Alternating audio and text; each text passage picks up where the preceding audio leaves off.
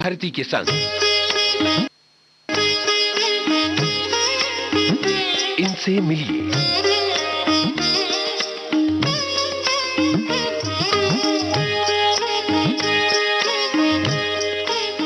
श्रोताओं नमस्कार। हमारे टीवी और फिल्मों के कलाकार जिनके पास ढेरों काम और साथ में शोहरत भी, पर हमारी ये कोशिश रहती है श्रोताओं कि हम हर इनसे मिलिए कार्यक्रम में आपको किसी नए कलाकार से मिलवाए। तो आज हमारी कोशिश कामयाब है। हमारे साथ टेलीफोन पर उपलब्ध हैं अभिनेता सोनू सूद। इनसे बातचीत कर रही हैं रेणु बंसल। आइए सुनते हैं। सोनू जी नमस्ते।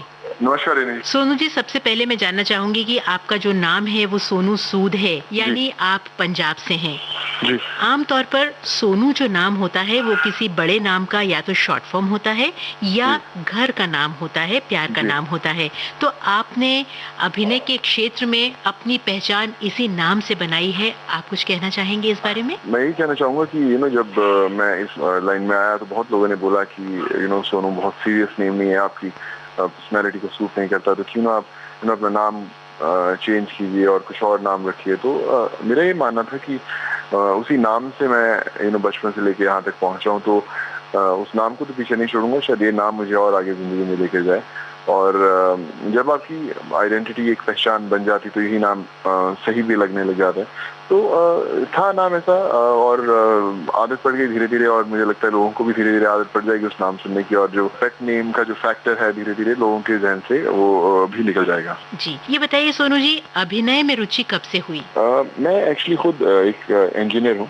इलेक्ट्रॉनिक्स में मैंने इंजीनियरिंग की नागपुर से, और फैशन शोज करता था मैं नागपुर में उस दौरान। तो कभी सोचा नहीं था कि एक एक्टर बनने के लिए मैं कभी मुंबई में आऊंगा, लेकिन धीरे धीरे फैशन शोज करते हुए, मॉडलिंग करते हुए लगा कि क्यों ना एक बार कोशिश की जाए मुंबई में आकर। और फिर एक दिन जब मैंने अपने माँ बाप से बात की और उन्हें बताया कि मैं ऐसा करना चाहता हूँ, तो दे वर वेरी सपोर्टिव है, और उन्होंने बोला कि जाना चाहते हो तो जरूर जाओ अपने ड्रीम्स पूरे करने के लिए। एंड फिर मैं मुंबई में आया और मेहनत शुरू की। सबसे पहले आपने मॉडलिंग की, और मॉडलिंग का अगला जो कदम होता है वो बॉलीवुड होता है या कहीं की फिल्मी दुनिया होती है।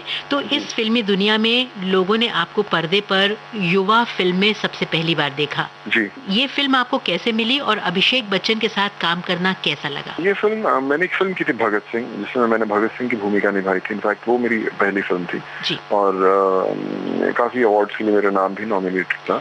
तो उस फिल्म को करने के दौरान जो राइटर थे युवा के अनुराग कश्यप, उन्होंने मेरी फिल्म देखी और बहुत पसंद किया। तो मणिरत्न ने भगत सिंह देखी और उन्होंने मुझे बुलाया उस फिल्म के लिए। तो युवा की शुरुआत इस तरह हुई, और अभिषेक के साथ काम करना भी बहुत अच्छा था। बहुत ही काबिल कलाकार हैं और बहुत अच्छे दोस्त भी हैं। जब भी आज भी मुलाकात होती है तो हम आज भी युवा के बारे में बात करते हैं। युवा के बाद आपको रोल मिला जोधा अकबर में।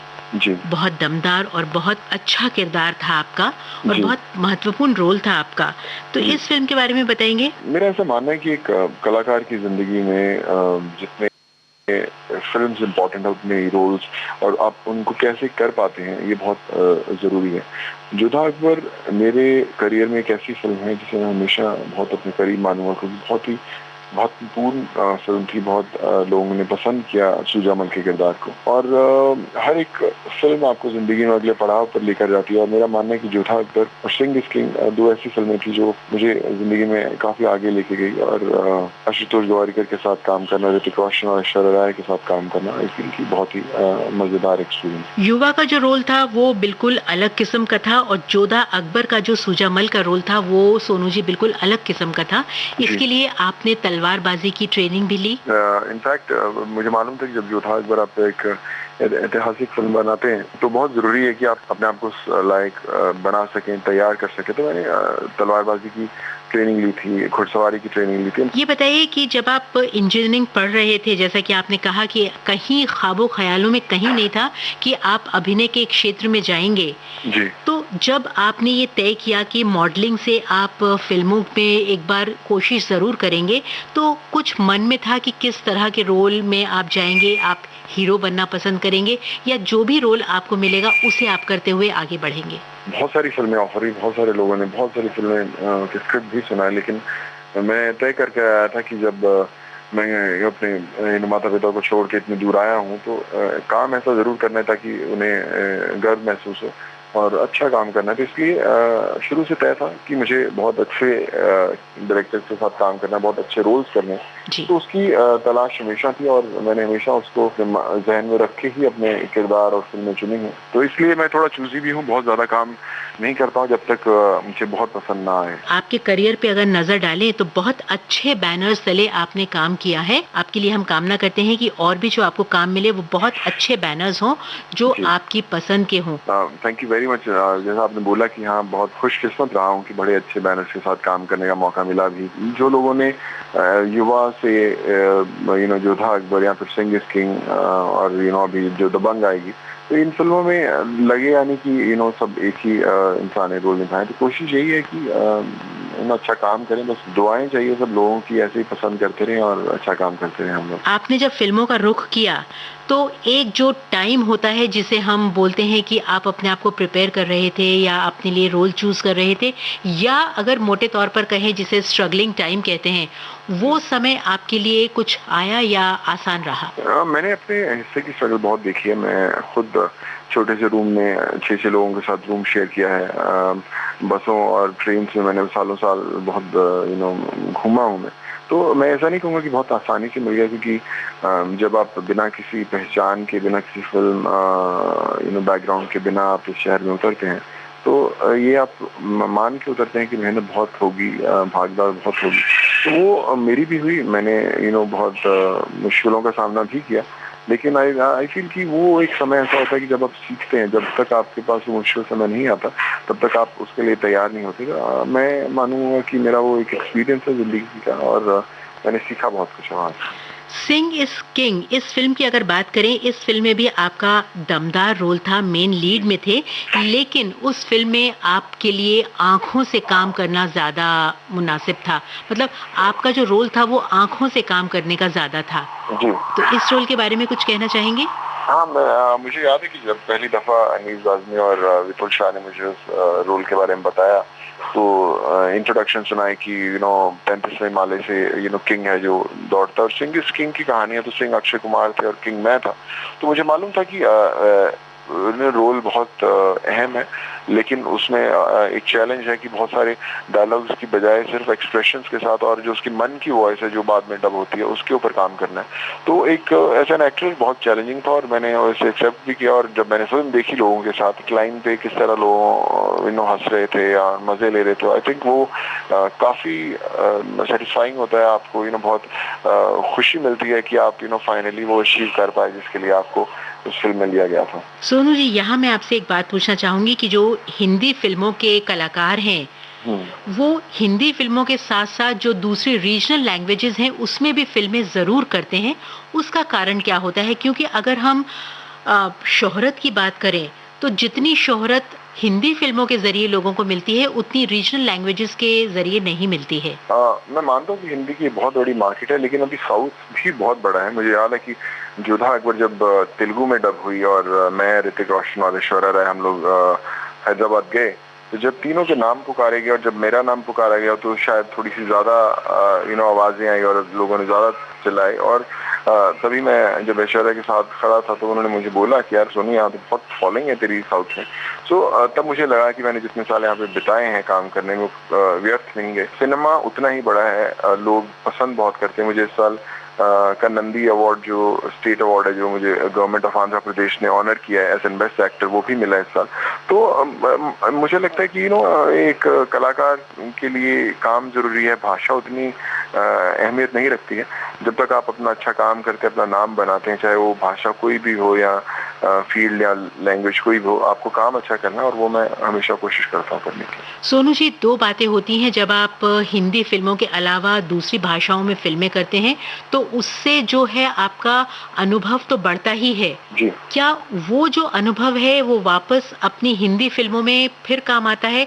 ये एक सवाल है मेरा। और इसी से मिलता जुलता दूसरा सवाल है, जब आप रीजनल लैंग्वेजेस में ज्यादा बिजी हो जाते हैं तो क्या हिंदी फिल्मों के लिए आप मतलब जिसको कहते हैं out of sight out of mind हो जाते हैं? सबसे पहले आप आज हिंदी फिल्में जितनी बनती हैं बहुत साउथ की रीमेक्स है, वो लोग हर फिल्म देखते हैं और फिर फिल्में यहाँ पे बनती हैं आजकल।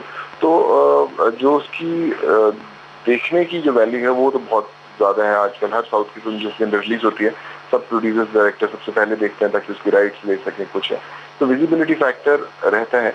और दूसरा ये एक साउथ का फायदा है कि आपको आप बिजी रहते हैं और फाइनेंशियली आप सिक्योर रहते हैं, तो आपको फाइनेंसिस के लिए या आप फ्री हैं उसकी फ्रस्ट्रेशन में आप गलत हिंदी फिल्में नहीं करते। तो जब तक आप चूजी हैं हिंदी फिल्म में आप टिके रहेंगे, और जब आपकी गलत फिल्में आनी शुरू होंगी तब आपके करियर का जो स्पैन है थोड़ा सा कम हो जाता है। तो आई थिंक कहीं ना कहीं वो साउथ इंडस्ट्री हेल्प करती है कि जब आपको हिंदी का आपके मतलब का रोल नहीं मिला तब तक आप साउथ की 1-2 फिल्म कर लें और फिर आप इंतजार करते हैं जोधा अकबर जैसी या फिर दबंग जैसी फिल्में। और जो मेरा दूसरा सवाल था कि अगर आप हिंदी फिल्मों में या हिंदी फिल्म इंडस्ट्री में आप ज्यादा उठते बैठते नहीं हैं, तो यहाँ की मेमोरी बहुत कम होती है। लोग जितनी जल्दी आपको सर पे चढ़ाते हैं उतनी जल्दी भूल भी जाते हैं। मैं मानता हूँ कि यहाँ पे out of sight out of mind बहुत ज्यादा सीरियसली फंक्शन करता है। तो मैं वो बैलेंस हमेशा रखता हूँ कि मैं अपने आप को सबसे पहले हिंदी फिल्म के लिए डेट्स निकालूं और जो डेट्स मेरे पास बचती हैं वो मैं साउथ वालों को देता हूँ। तो कोशिश ये करता हूँ कि वो बैलेंस एकदम सही रहे और मैं हिंदी के साथ हमेशा जुड़ा रहूँ। वैसे तो ये पूछना मुनासिब नहीं होगा कि आपके पास समय है, हम जानते हैं कि आपके पास समय नहीं है, लेकिन जब समय होता है तो आप क्या करना पसंद करते हैं फिल्मों के अलावा? मैं गिटार बजाता हूँ, तो जब समय होता था कई बार गिटार बजाता हूँ। अभी कुछ सालों से मैं उतना समय नहीं दे पा रहा हूँ और थोड़ा सा व्यस्त रहता हूँ तो उतना समय नहीं मिलता, बट हाँ इसमें फिल्में देखना बहुत पसंद करता हूँ। जिम जाना मेरा एक बहुत अच्छा रूटीन है, मैं बहुत एंजॉय करता हूँ। आगे मैं जानना चाहूंगी कि किस तरह के रोल आपके जहन में है जो आप निभाना चाहेंगे? मुझे मालूम नहीं कि मैं सोचता हूँ कि मैं किस तरह की निभाना चाहूंगा, लेकिन हाँ ऐसे स्क्रिप्ट मैं हमेशा सोचता हूँ कि एक रोल ऐसा जो आपका स्क्रिप्ट का पूरा बदल देता है रुख, वो ऐसा है दबंग। जैसे मैंने बताया कि और बिहार माफिया के ऊपर फिल्म है, वहाँ का यूपी बिहार माफिया का डॉन है, तो मुझे बहुत ही अट्रैक्टिव लगा क्योंकि जो लैंग्वेज है फिल्म की, मैंने कॉलेज के दौरान बहुत यूपी बिहार वालों के साथ रहा हूँ तो मैं रिलेट कर पाया उस सब्जेक्ट के साथ। और बड़ी एक्शन फिल्म, और हमेशा मैं चाहूँगा कि एक्शन फिल्म मैं खूब करता रहूँ क्योंकि मैं एक्शन में थोड़ा सा मैंने काफ़ी ट्रेनिंग ली है तो कहीं ना कहीं फ़ायदा ज़रूर होता है।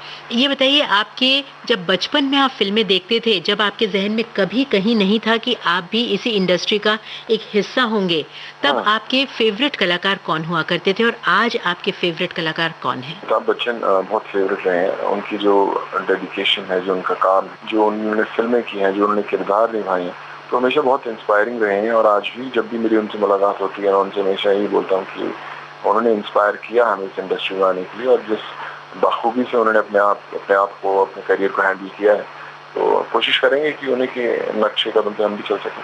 जी, सोनू जी, कहीं-कहीं ऐसा सुना है और कहीं-कहीं देखा भी है कि आपकी जो कद-काठी है या जो आपका मैनरिज्म है, कहीं-कहीं उसमें अमिताभ बच्चन की झलक दिखाई देती है।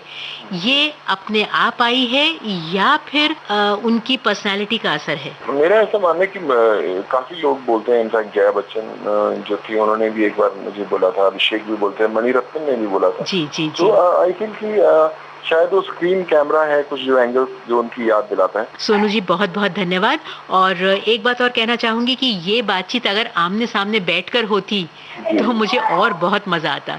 हम जरूर एक दूसरे के सामने भी बैठेंगे, और मैं आपको एक और कॉम्प्लीमेंट ये भी देना चाहूंगा कि आपसे बात करते समय लगा ही नहीं कि हम आमने सामने नहीं बैठे हैं। आपने इतनी अच्छी तरह से बातचीत की, बट बहुत मजा आया बात करके। Thank you so much. इनसे मिलिए कार्यक्रम में श्रोताओं, अभी आपने अभिनेता सोनू सूद से रेणु बंसल की ये बातचीत सुनी जो टेलीफोन पर की गई थी।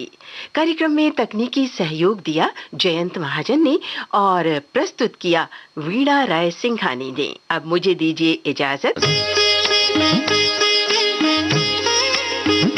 इनसे मिलिए